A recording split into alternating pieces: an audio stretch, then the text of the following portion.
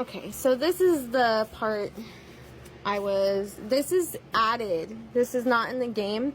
This is kind of showing, so Aqua, when she fights Vanitas in Neverland, so we already know she fights Vanitas in Radiant Garden, and he pretends to be asleep, or to be knocked out. I keep saying asleep. Definitely knocked out.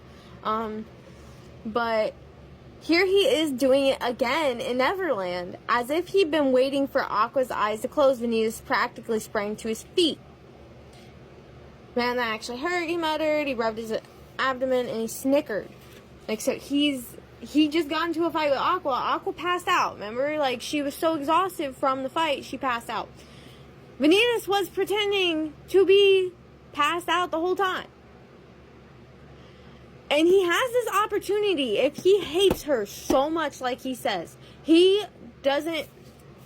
Remember, in the battle, he tells Aqua that he has outgrown his need for her. He says, I think that kid's outgrown such a toy, talking about Ven's Keyblade, breaks it, and it says, just like I've outgrown my need for you. He no longer needs her, and he was implying that he was trying to get rid of her, like he was trying to end her.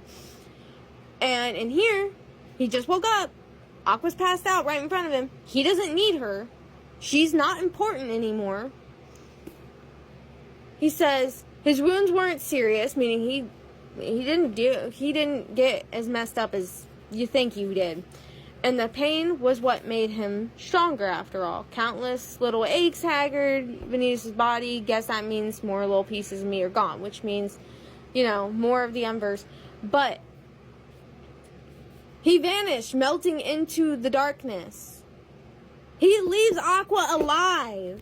Okay, so I'm gonna underline that to emphasize this, but he leaves Aqua alive.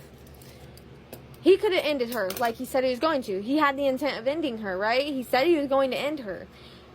And we know that he's not above doing dirty tricks. He's not above pulling, like, he has no limitations. Like, in the Keyblade Graveyard later, in the game, he does a sneak attack on Aqua, knocks her out, and tries to extract her heart.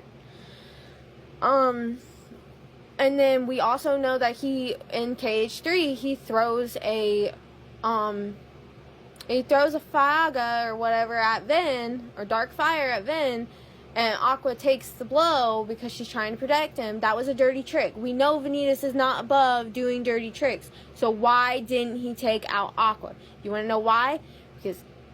Because deep down, I think, even though Vanitas hates Ven and hates his friendship with Aqua and Terra, I think Vanitas does care about Aqua and Terra because he has felt the feelings that Ven feels towards them. He does care about them because Ven cared about them. He's jealous of their friendship because he knows what Ven feels towards them, because he knows that bond and connection they have, but he thinks they will never care about him because he's darkness. He's a monster. He creates the Unversed. They're trying to take him out. Like, he sees himself that way, and he thinks Aqua and Terra can never see him as someone that could be his friend, or that could be their friend, because he's darkness. And he hates Ventus for that. He doesn't want to be weak. He doesn't want to be friends with them. But he could have took Aqua out, and he didn't. And let's be real. How many times has Vanitas had the opportunity to end Aqua and didn't take it? Okay, so here, he didn't take the opportunity. He left her alive. He didn't have to leave her alive. He said he didn't need her. He said he outgrew his need for her, and then he fought her, implying he was trying to end her life. But then he didn't. Why? Why didn't he do that? Because he cares. He cares about her and Terra. He cares about them as friends, but he can't be their friend because he doesn't feel like he's worthy of their friendship, that they'll ever care about him, because he's darkness. And that plays a role into why he doesn't, like, go out of his way. He does harm them, but he doesn't end them. And I think that says so much about Vanitas, because he does care about Aqua and Terra. He might not like Ven, and he might try to end Ven's life, But when it comes down to it, when he had the opportunity to take Aqua out, he did it. He tried to do it to Ven. He didn't think twice. He tried to set him on fire when him and Ven, fought in the Keyblade graveyard the first time. But when Aqua's there, vulnerable, passed out, he doesn't try to end her.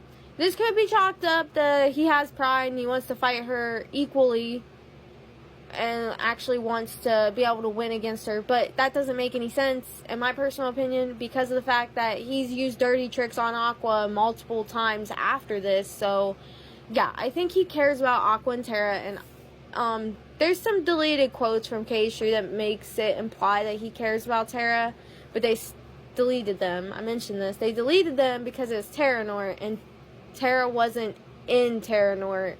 Terra was in the Heartless, so I think they took them out for that reason. But I think those quotes, I'll have to find them, but I think those quotes were implying that Vanitas does have some kind of care for Terra. Just as I think he does. He torments them because he's jealous. But I don't think he would intentionally end their lives, because he could have done, he could have done that here. He could have done that in the Keyblade graveyard. He went super slow and never ended Aqua. He did that to get Ven to react. If you pay attention, even if, it's just going in slow motion, he did that to get Ven to get up and react. He knew Ven was going to react to it. He knew Ven was going to fight him. Just like he did it again in KH3 to get Ven to wake up. Aqua was in danger once again. He repeated the same thing knowing he would get the same outcome. Vanitas is very calculating and cold.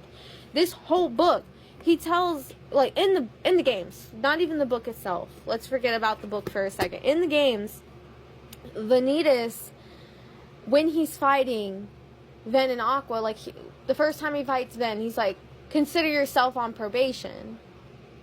He's talking about probation because he also tells Aqua, congratulations, I'll keep you around. When he fights Aqua for the first time, he's talking about these two becoming his vessels.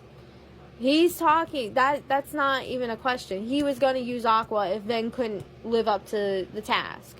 And he's so cold and calculating. And, like, he is ruthless. He's not this, like, innocent person by no means. He's a villain.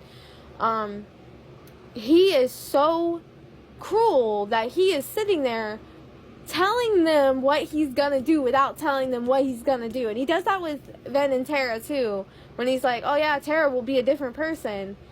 Terra's literally gonna be a different person because he's gonna become Xehanort. Like, Xehanort's gonna take over his body. But Ven's thinking, oh well, Terra's gonna change. No, Vanitas is telling them the plan without telling them the plan.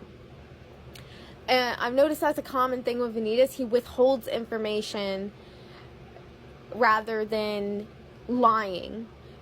I'm sure Vanitas has lied at some point, but his lying is more so withholding information and manipulating the information that he does have.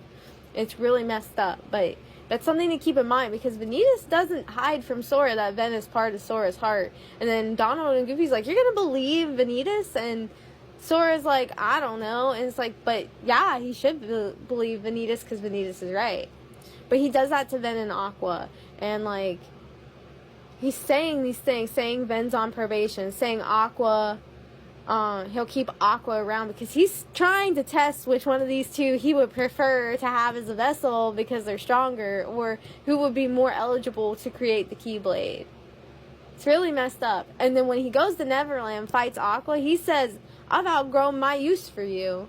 And then fights her. And it's like, because Ven's good enough now. He doesn't need Aqua in Neverland. And then that goes into, why didn't he take her out then? Because that would have been the one less person at the Keyblade graveyard that they would have had to fight.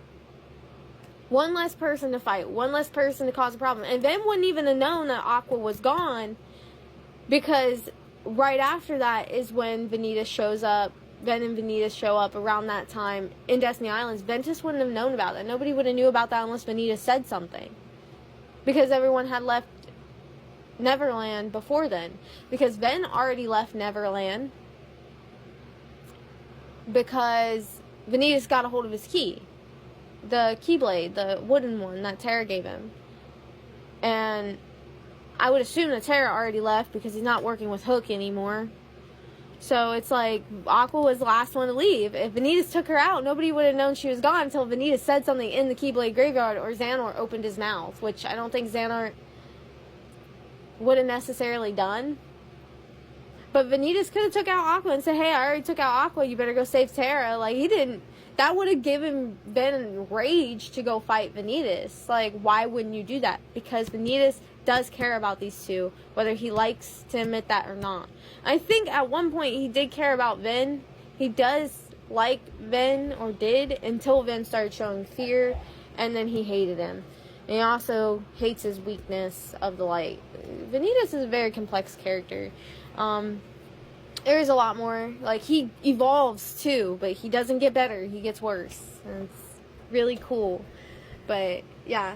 I'll have to find... I'm going to look through the character files. And there's a part in here that I'm going to look through too. But that's the end of the Birth by Sleep analysis.